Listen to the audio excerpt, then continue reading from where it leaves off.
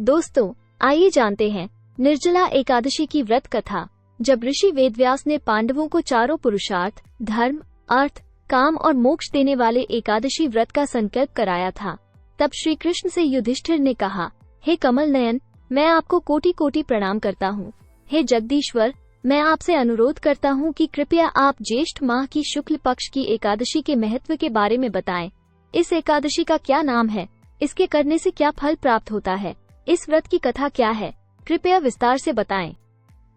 भगवान श्री कृष्ण ने कहा, हे राजन, इसका वर्णन परम धर्मात्मा व्यास जी करेंगे, क्योंकि ये संपूर्ण शास्त्रों के तत्वज्ञ और वेदांगों के पारंगत विद्वान हैं। तब वेदव्यास जी कहने लगे, कृष्ण और शुक्ल पक्ष की एकादशी में अन्न खाना वर्जित है। द्वादशी को स्नान करके पवित्र होकर फूलों से भगवान केशव की पूजा करें, फिर पहले ब्राह्मणों को भोजन देकर अंत में स्वयं भोजन करें। ये सुनकर भीमसेन बोले, परम बुद्धिमान पितामह, मेरी उत्तम बात सुनिए। राजा युधिष्ठिर, माता कुंती, द्रौपदी, अर्जुन, नकुल और सहदेव ये एकादशी को कभी भोजन नहीं करते। मुझसे भी हमेशा यही कहते हैं कि भीमसेन, एकादशी को तुम भी न खाया करो, परंतु मैं उन लोगों से यही कहता हूँ कि मुझसे भूख नहीं सही जाएगी। भीमसेन की बात सुनकर व्यास जी ने कहा, यदि तुम नरक को दूषित समझते हो और तुम्हें स्वर्गलोक की प्राप्ति अभीष्ट है, तो दोनों पक्षों की एकादशियों के दिन भोजन नहीं करना। भीमसेन बोले, हे महामुनि, मैं आपके सामने सच कहता हूँ, मुझसे एक बार भोजन करके भी व्रत नहीं किया जा सकता, तो फिर उपवास करके मैं कैसे रह सकता हूँ? मेरे उदर में वृक्क नामक अग्नि सदा प्रज्वलित रहती है, अतः जब मैं बहुत अधिक खाता हूँ तभी यह शांत होती है। इसलिए हे महामुनि, मैं पूरे वर्ष भर में केवल एक ही उपवास कर सकता हूँ, जिससे स्वर्ग की प्राप्ति सुलभ हो तथा जिसके करने से मैं कल्याण का भागी हो सकूं। ऐसा कोई एक व्रत निश्चय करके बताएं, मैं उसका यथोचित रूप से पालन करूंगा। व्यास जी ने कहा, भीम, ज्येष्ठ मास में सूर्य वृष राशि पर हो या मिथुन राशि पर शुक्ल पक्ष में जो एकादशी हो, उसका यत्नपूर्वक निर्जल व्रत करो। केवल कुल्ला या आचमन करने के लिए मुख में जल डाल सकते हो। उसको छोड़कर किसी प्रकार का जल विद्वान पुरुष मुख में न डाले, अन्यथा व्रत भंग हो जाता है। एकादशी को सूर्योदय से लेकर दूसरे दिन के सूर्योदय तक मनुष्य जल का त्याग करे तो यह व्रत पूर्ण होता है। इसके बाद द्वादशी को प्रभात काल में स्नान करके ब्राह्मणों को विधि पूर्वक जल और सुवर्ण का दान करे। इस प्रकार सब कार्य पूरा करके जितेंद्रिय पुरुष ब्राह्मणों के साथ भोजन करे। वर्ष भर में जितनी एकादशियां होती हैं, उन सबका फल इस निर्जला एकादशी से मनुष्य प्राप्त कर लेता है। इसमें तनिक भी संदेह नहीं है। शंख, चक्र और गदा धारण करने वाले भगवान केशव ने मुझसे कहा था कि यदि मानव सबको छोड़कर एकमात्र मेरी शरण में आ जाए और एकादशी को निराहार रहे तो वह सब पापों से छूट जाता है। हे कुंती नंदन, निर्जला एकादशी के दिन श्रद्धालु स्त्री पुरुषों के लिए जो विशेष दान और कर्तव्य विहित हैं, उन्हें सुनो।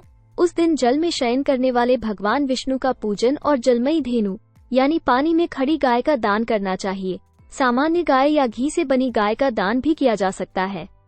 इस दिन जल से भरा हुआ घड़ा, वस्त्र आदि से ढककर स्वर्ण सहित किसी सुपात्र को दान करना चाहिए। इस व्रत के अंतराल में जो मनुष्य स्नान, तप आदि करते हैं, उन्हें करोड़ पल स्वर्णदान का फल प्राप्त होता है। जो मनुष्य इस दिन यज्ञ, होम आदि करते हैं, उसके फल का तो वर्णन भी नहीं किया जा सकता। इस निर्जला एकादशी के व्रत के पुण्य से मनुष्य विष्णु लोक को जाता है। जो मनुष्य इस दिन अन्न खाते हैं, उनको चांडाल समझना चाहिए। वे अंत में नरक में जाते हैं। ब्रह्म हत्यारे, मद्यपान करने वाले, चोरी करने वाले, गुरु से ईर्ष्या करने वाले, झूठ बोलने वाले भी इस व्रत को करने से स्वर्ग के भागी बन जाते हैं। इस दिन दक्षिणा और कई तरह की मिठाइयों से ब्राह्मणों को संतुष्ट करना चाहिए। उनके संतुष्ट होने पर श्रीहरि मोक्ष प्रदान करते हैं।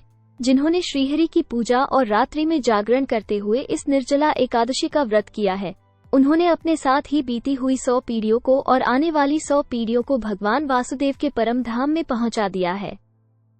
निर्जला एकादशी के दिन अन्न, वस्त्र, गाय, जल, शैया, सुंदर आसन, कमंडलू तथा छाता दान करना चाहिए। जो श्रेष्ठ तथा सुपात्र ब्राह्मण को जूता दान करता है, वह सोने के विमान पर बैठकर स्वर्गलोक में प्रतिष्ठित होता है। जो इस एकादशी की महिमा को भक्तिपूर्वक सुनता है अथवा उसका वर्णन करता है, वह स्वर्गलोक में जाता है। चतुर्दशी युक्त अमावस्या को सूर्य ग्रहण के समय श्राद्ध करके मनुष्य जिस फल को प्राप्त करता है, वही फल इस कथा को सुनने से भी मिलता है। भीमसेन, ज्येष्ठ मास में शुक्ल पक्ष की जो शुभ एकादशी होती है, उसका निर्जल व्रत करना चाहिए। उस दिन श्रेष्ठ ब्राह्मणों को शक्कर के साथ जल के घड़े दान करने चाहिए। ऐसा करने से मनुष्य भगवान विष्णु के समीप पहुंचकर आनंद का अनुभव करता है। इसके बाद द्वादशी को ब्राह्मण भोजन कराने के बाद स्वयं भोजन करे। जो इस प्रकार पूर्ण रूप से पापनाशिनी एकादशी का व्रत करता है वो सब पापों से मुक्त हो आनंदमय पद को प्राप्त होता है। महर्षि वेदव्यास के श्रीमुख से ये वचन सुनकर महाबली भीमसेन ने भी इस शुभ एकादशी का व्रत आरंभ कर दिया। उस समय से इस लोक में इस एकादशी को भीम एकादशी, पांडव एकादशी और निर्जला एकादशी के नाम से जाना जाता है। कथा सार: अपनी कमजोरियों को अपने गुरुजनों व परिवार के बड़ों से कदापि नहीं छुपाना चाहिए। उन पर विश्वास रखते हुए भक्त को चाहिए कि वो अपना कष्ट उन्हें बताए ताकि वे उसका कोई उचित उपाय कर सकें। उपाय पर श्रद्धा से अमल करना चाहिए। तो दोस्तों, ये थी आज की जानकारी अच्छी लगी हो तो चैनल को सब्सक्राइब करें और वीडियो को शेयर करें ताकि सभी इस जानकारी से लाभ उठा सकें।